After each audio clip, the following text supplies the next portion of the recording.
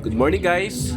So, nandito tayo ngayon sa Labi River sa resort malapit sa Labi River. So, papasok tayo ngayon dito sa resort ng kuya ko. Itutour ko kayo sa loob.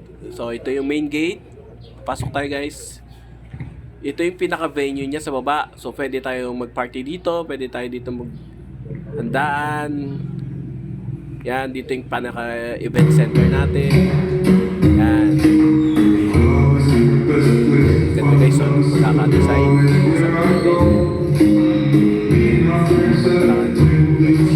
So, ang lawak na ito. Malaking capacity ito. Marami tayo pwede isama dito, mga kaibigan natin. So, dito naman tayo guys. Papunta na tayo sa labas. So, tutur ko kayo sa swimming pool. Ayan yung swimming pool guys. So, hindi muna siya namin pinakargaan kasi nga may mga dinadagdag pa kami. So, kaya wala pang laman yan. Sa mga yan guys, kung gusto nyo mag-banding dito, pwede rin tayo pumwesto dito. Yan. At saka guys, hindi na tayo mahirapan kasi may mga utensils na tayo dito, may mga plato, yan, may mga gamit na. At pwede kayong magluto. Magdadala lang tayo ng pagkain natin na pwede natin lutuin dito. Yun guys, pwede rin tayo mag-iyaw. So, kaya pag pumunta tayo dito, hindi na kayo mahihirapan. Yan guys, so akit naman tayo sa taas sa magiging room natin. Yan yung venue guys, ang ganda oh.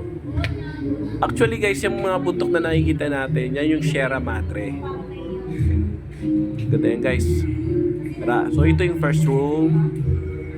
Ito yung second room. Yan, buksan natin. Yan, may double deck siya. Ang lawak niyan guys, kaya kasya guro capacity niya ito. Nasa 10 na katao. Ito yung CR. Ang kagandahan dito guys, sa bawat kwarto, may kanya-kanya sariling CR. Yan guys, oh. Pwede rin natin lagyan ng ano yan, ng aircon. Kasi may aircon actually yan. Hindi lang natin pa nakakabit. Pero the rest guys, may aircon na lahat. So ito yung third room. Yan, may malaking bed yan. King size yan. Tapos, yan, may sala rin siya. Pero hindi rin tayo mag-pwesto dyan. Saka yun, may bed din yan sa ilalim. So, pwede natin hilahin yun.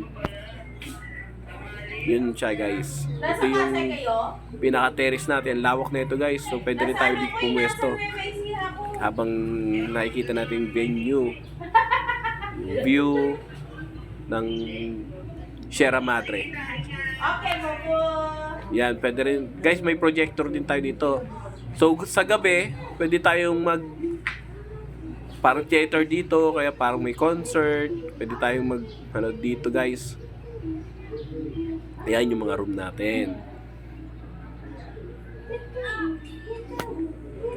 So, guys, after nito, dadaling ko naman kayo sa resort. Ngayon, dito naman tayo sa papunta sa Labi River. Actually guys, yung dilabasan natin, may exit kami doon sa pupunta na yan sa baba, going dito sa Labi River.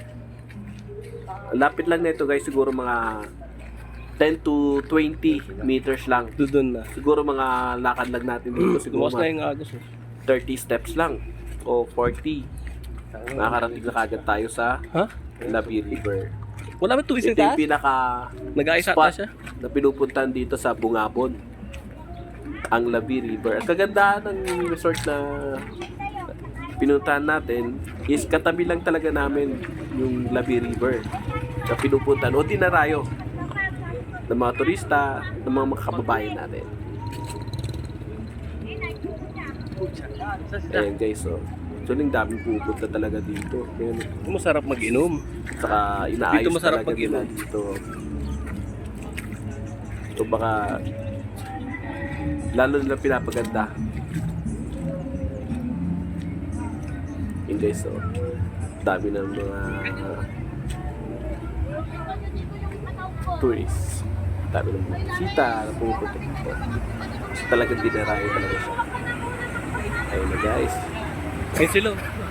Actually ang ganda na ito guys kasi sobrang linaw ng tubig. Dito laki.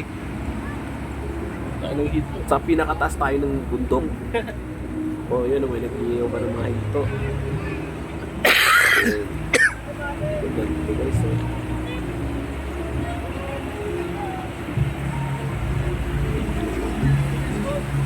Ganda ng bundok. Sierra Madre. Hi, Sierra Madre.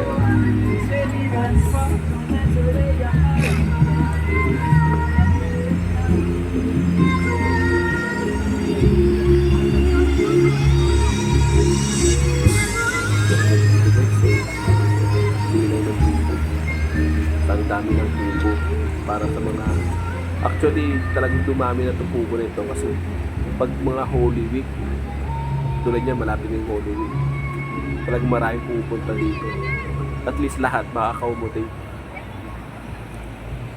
yung bawat kubo pala na yan 500 ang arkila niyan sa isang buong araw. Hi!